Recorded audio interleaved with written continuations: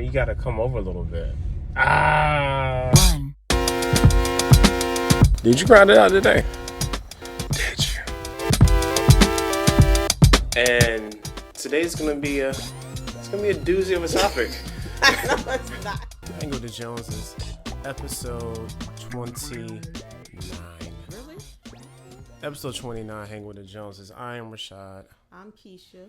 And today, ain't number one thing to talk about. Number 46. Oh man, that's really it. And like, okay, so I'm gonna be super honest. I really thought he was gonna lose. Right, and I was keeping hope alive. I've been saying I think he's gonna win. Oh, they had. Why did you think he was gonna lose? I mean, because racism is just so strong, you know, like the fact that as the election season came to its, climax, it was just a lot. There's a lot going on. Even prior to, we had basically the whole social uprising, pandemic, so there was a lot. And it was so polarizing for reasons that are, beyond my comprehension, that, hey, we politicize wearing a mask. And then just the value of Black lives has always been at a minimum for this country, unless we're contributing in regards to somebody else's financial status, with ours not being, really compensated properly. It was really a struggle for me to say, like, yo, okay, so I really think your boy's gonna win. Why is it your boy? Ain't my I'm boy. just saying, like, it's my body. Okay, Like, yeah. it was real hard for me to envision him winning, and then he went ahead and had, like, yo, not only I'm gonna get a black lady too. Like, it was like, oh man, like, y'all really being bold about this. Even just to see that little diagram of all the vice presidents, and she's the only one that's female, African American. I was like, oh my gosh, that was so Very awesome. Yeah, What color to that whole chart? literally.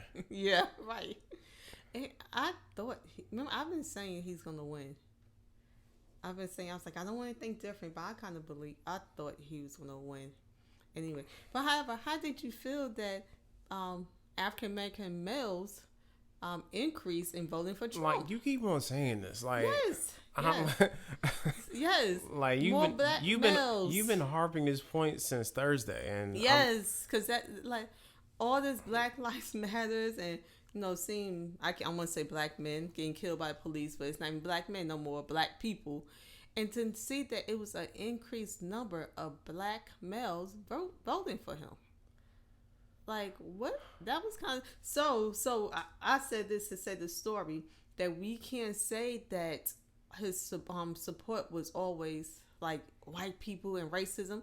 No, it was some black people who supported him quite more than we would like to recognize. yeah, even comfortable admitting. Right. So, the other hand, a lot of white people supported Biden. Just so they did the number of African American men 4 years ago that voted for Trump, as opposed to now, increase. I was like, in some states, it was the most, believe they say it was more African American males and Latinos that voted for him than the white people in the States. I'm like, what? What? Yeah.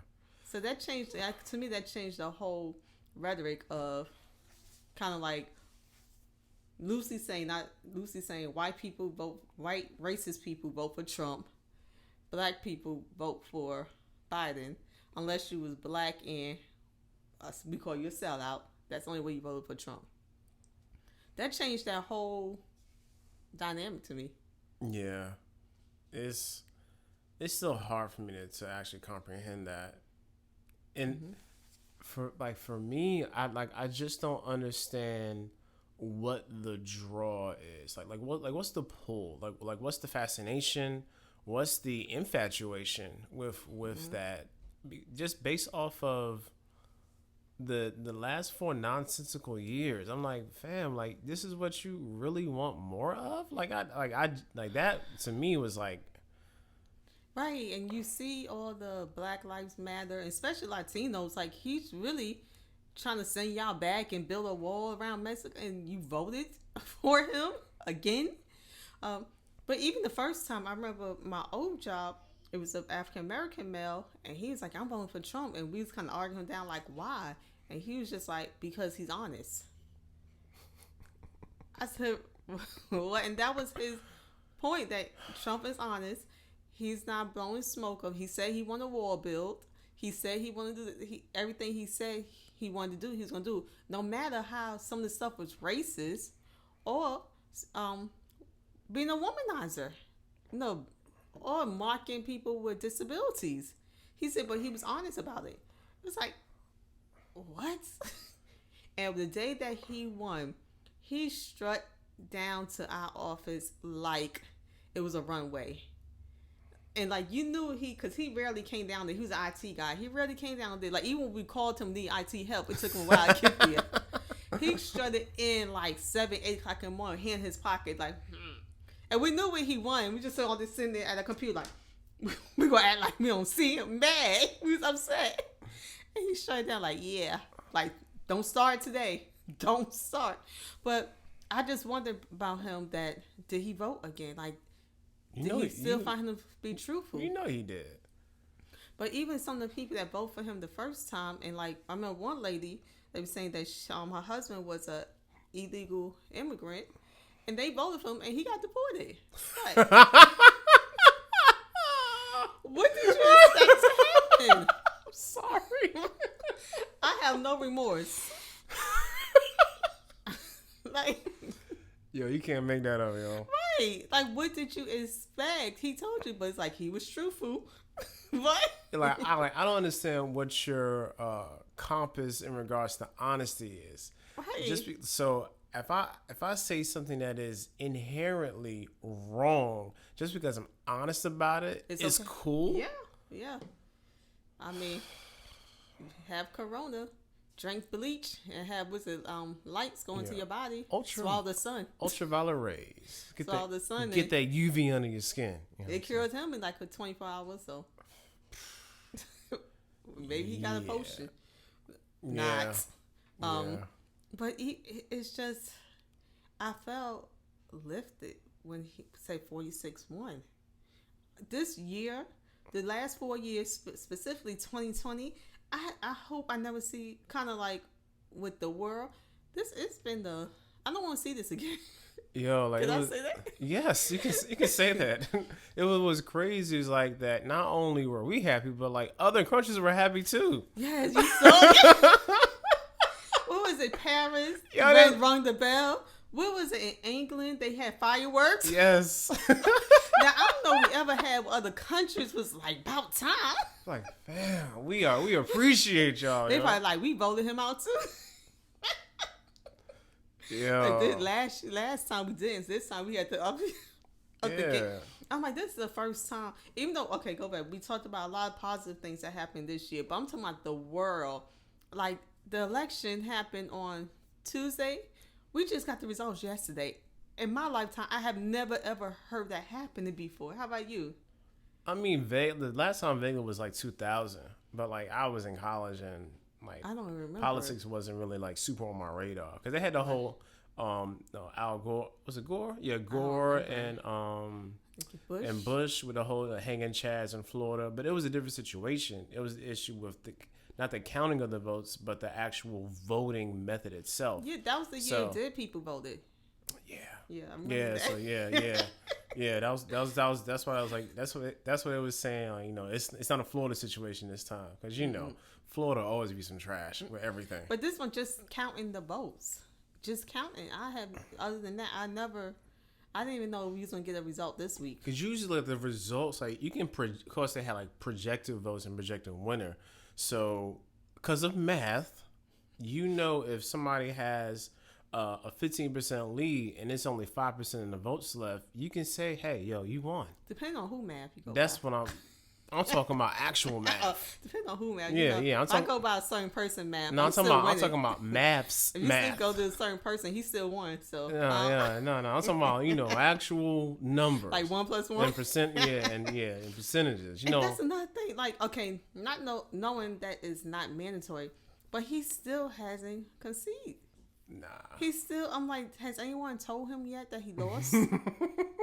Like, it's over. And then I'm thinking he should have knew something when he went to the White House and everybody was standing outside booing him. So this morning, I'm just on YouTube, and one of the people I follow him is Cody Vanner, or Vanner. I don't know how to pronounce his last name. He lives in Pennsylvania, in Harrisonburg, the capital. So when when they found out the news, both Trump supporters and Biden supporters kind of went to the Capitol. The Biden supporters were in the front of the building celebrating. The Trump supporters were behind the building lamenting, talking about stop the steal, stop the steal, stop the steal. What? It's like, this is a horrible chant. Like, stop the steal. Like, this doesn't make any sense. Like, I don't get Yeah, he could have picked a better chant. And it was just a bunch of people, just talking about how they believe the president really won. And dude was my gosh. so it was funny, right? Cause it's just the juxtaposition of emotions. Because he was like, yeah, I'm going to go around to the other side. So he walks to the other side. You hear, down, do your dance.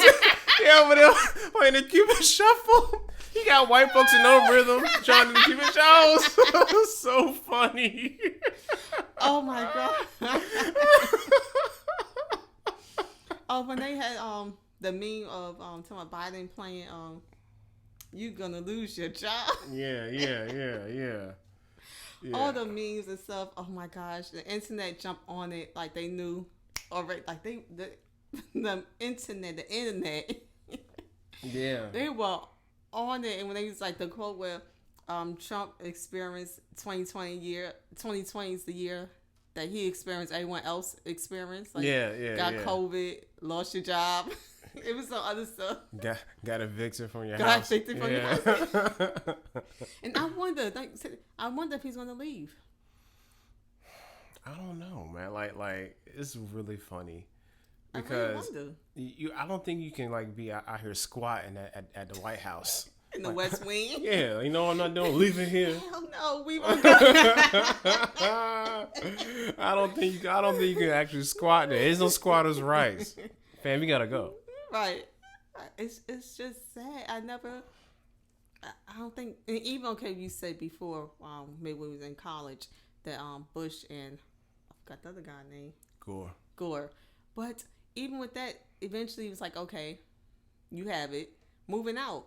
No, we're not getting that. We getting that. First it was like, stop the votes. Then it was like, revote. And he dropping lawsuits and the count is still going on. It's like, this is ridiculous. I don't remember ever an election like this. Nah, because you got to remember too, we have a lot of recency bias. The last election too was razor thin. Mm-hmm. Remember, Hillary Clinton won the popular vote. Yeah, not the. She lost electoral college by a very small margin. Mm-hmm.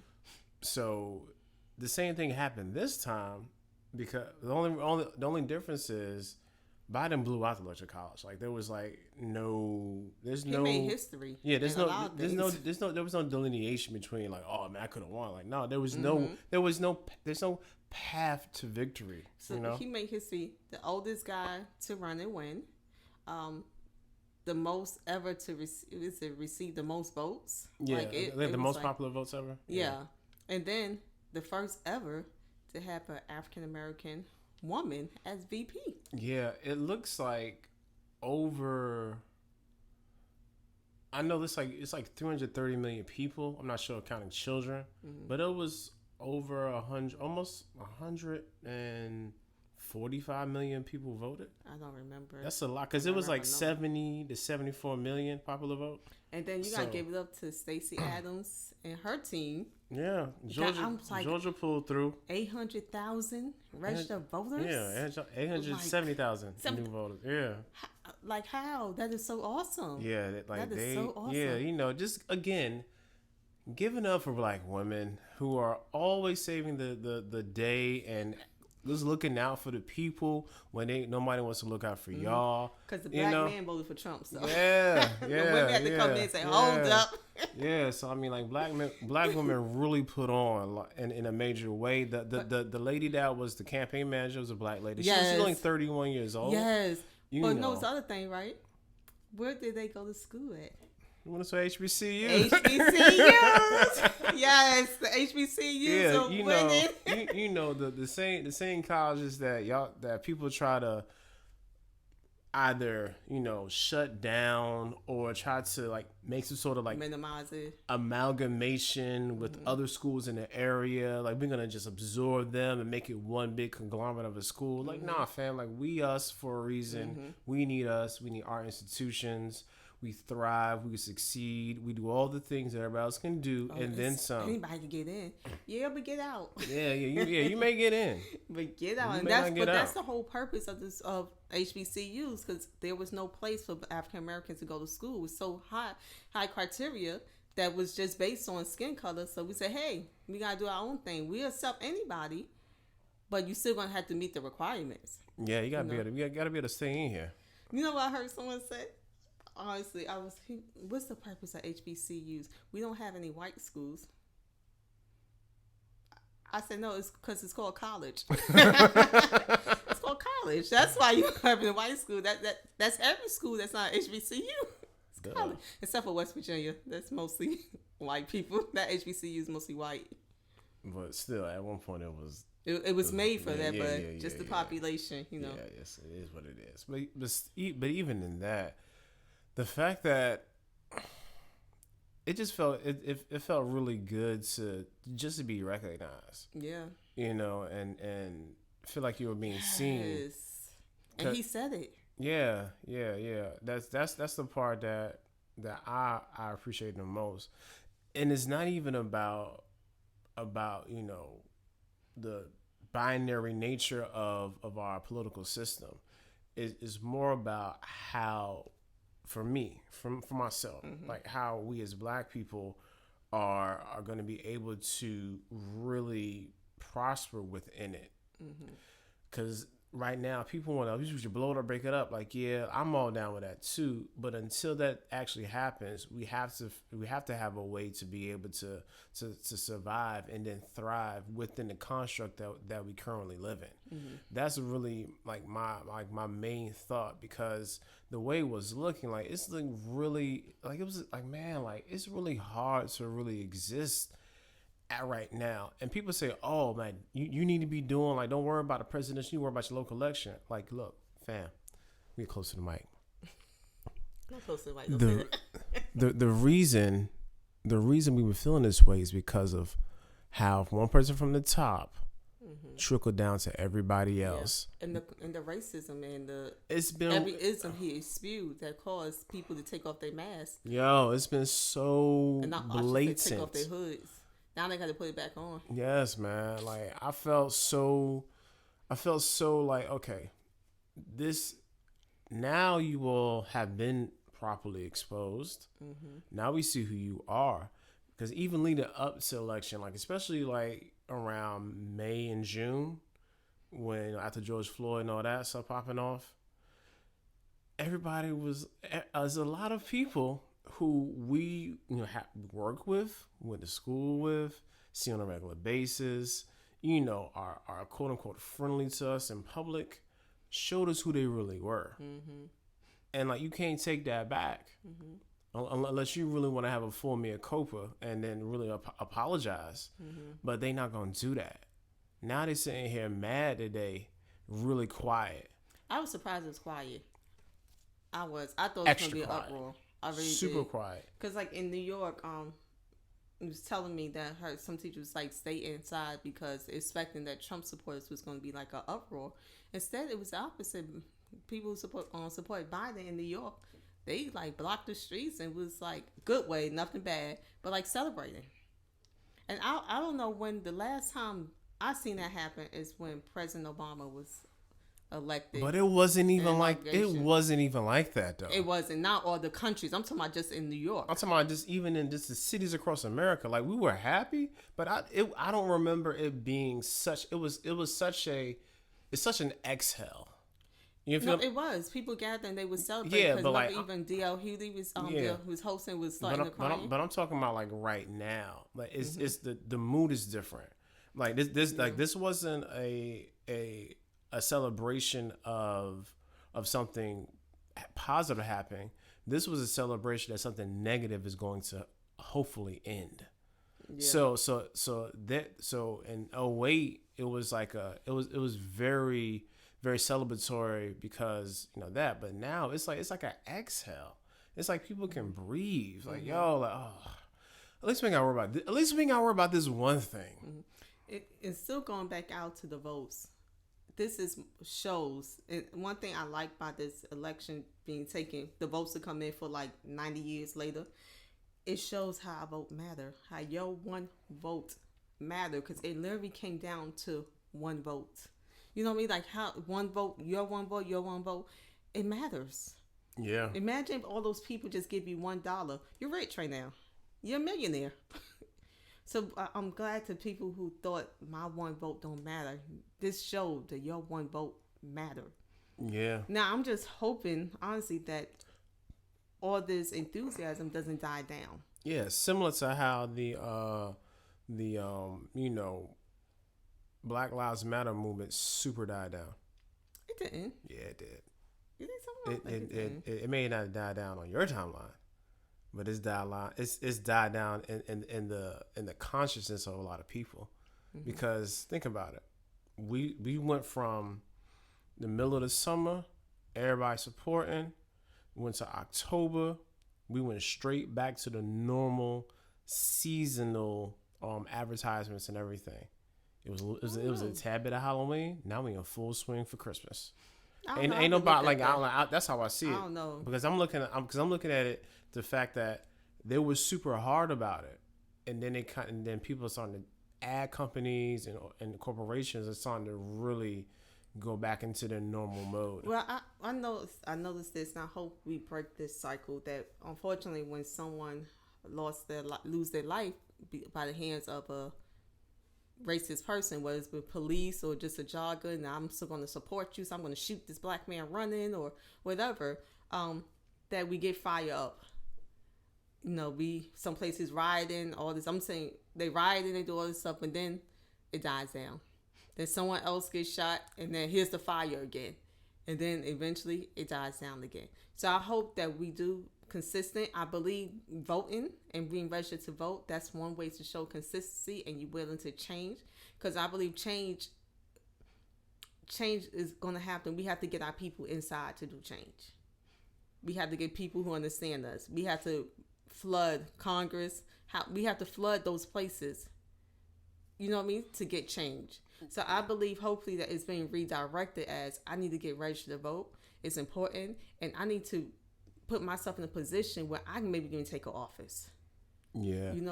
Or if we have to sit there and we have to sit on the floor, I forget the name of it, and to somebody hear us, we're going to do it. So I'm hoping that it's changed the way that we are protesting. I don't know that's the right word, but you know what I mean? Not necessarily have to be in the streets burning things down. Yeah. I feel... Which I'm always against that. Yeah, and half of that most of that wasn't even us. It was just perpetrators trying to... Some of them was. And my thing was, too, if you saying that no one cares about black people, why go in and burn your own stuff down? If you say they don't care about you and your development or your neighborhood, we already seen that wasn't even black folks. That was just a bunch of instigators. Yes, but even the fact that they can come to your neighborhood and burn your stuff down. Yeah.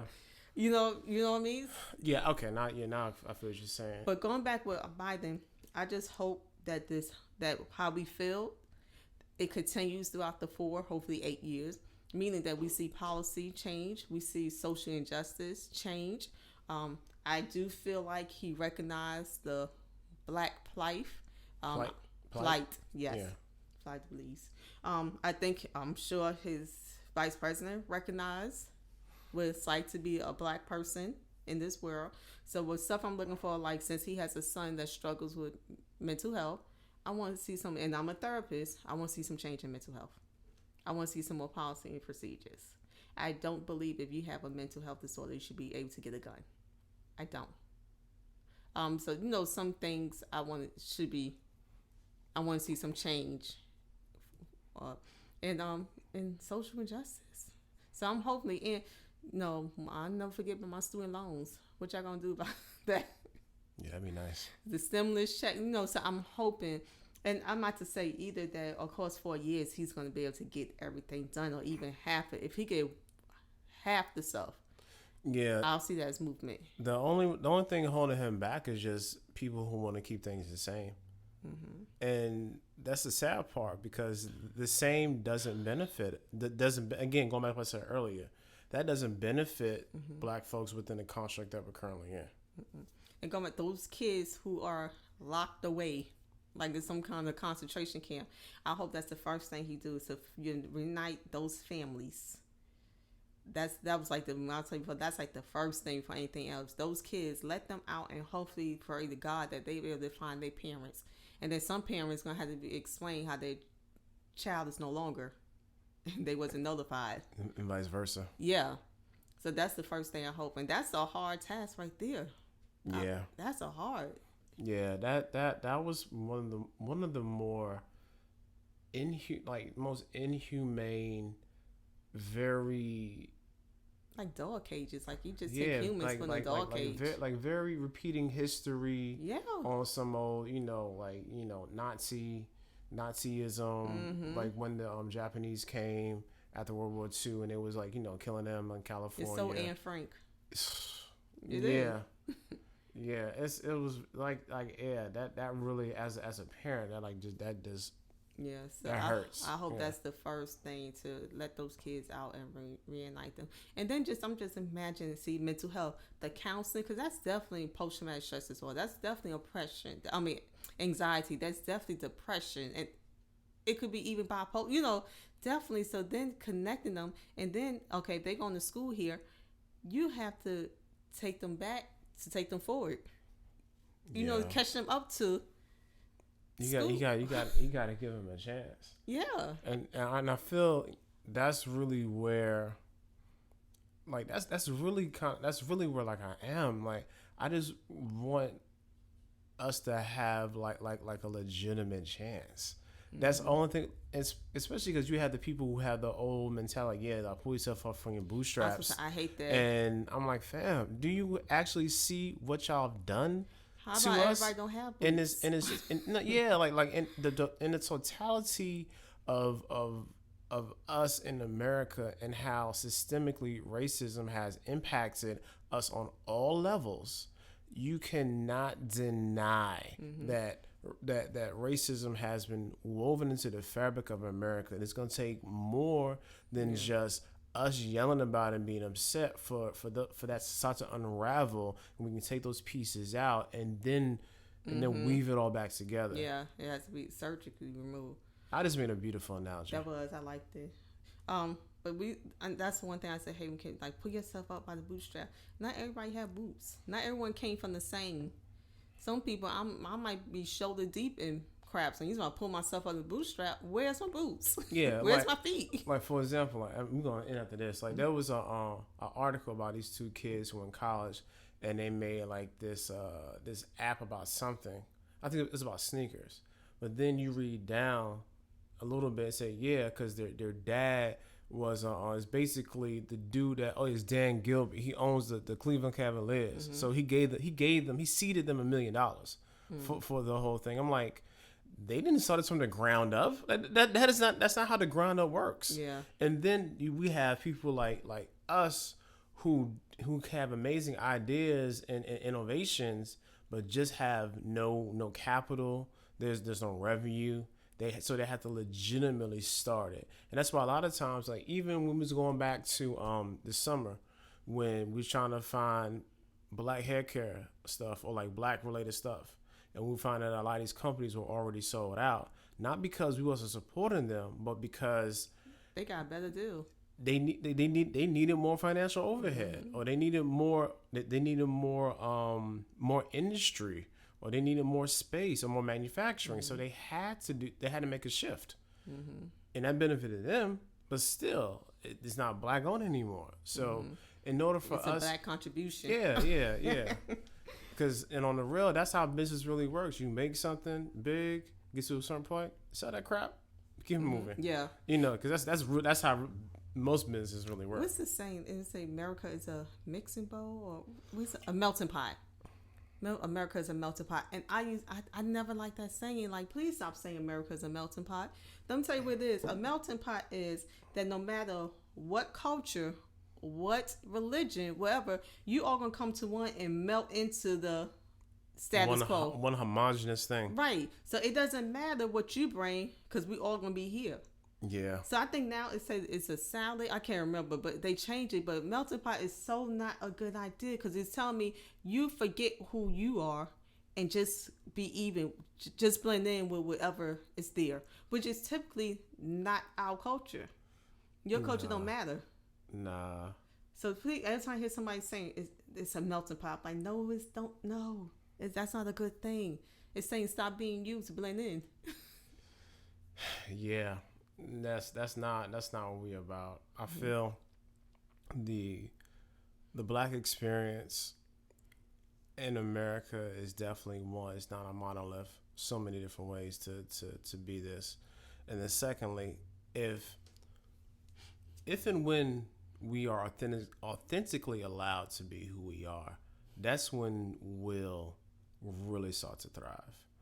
And even going back, like we had this conversation the other time, but like how you have to gravitate towards certain things and be a certain way in certain environments. Can I act this way and that way here, but I got to do this one here, that one here. It's like hella exhausting. So if I can be me authentically everywhere, and you can be you everywhere, and then white people can actually understand that, hey, just because it's different doesn't mean it's wrong. Because I have to understand white culture. Like I actually don't mind watching Frasier and, Big Bang Theory and stuff like that. So if it was a real vice versa, like if they was like people was like really, really caring, then it will make for that, salad bowl of a world where every part is gets to play in the mix of it all. Instead of being melted down and it's just blah. Yeah. Hey, be this. Yeah, but all right, I think that's a good stopping point. Please like, share, subscribe, hang with the Joneses. 29 episodes, man. I'm about to hit 30. Next week we turn 30. Next week we turn 30. It's been a beautiful ride too. Having fun. Make sure again, like, share, subscribe on Jones on Patreon. Hang with the Joneses for us. Patreon.com/hang with the Joneses. IG as well as FB. You don't do Twitter because Twitter's the devil. And shut up. And make sure that you if you like this, share it. Like definitely let people know what we're doing. Watch it then share it. Yeah, watch it and share it. I don't care if you got to play it in the background and mute. You know what I'm saying? Just watch it and share it. And definitely subscribe because the more subscribers we have, the more YouTube likes it, the more Anchor and your other streaming platform apps see that people like us. Rate us, subscribers, give us 5 stars. You know what I'm saying? Leave us well wishes and adulations. Until next time.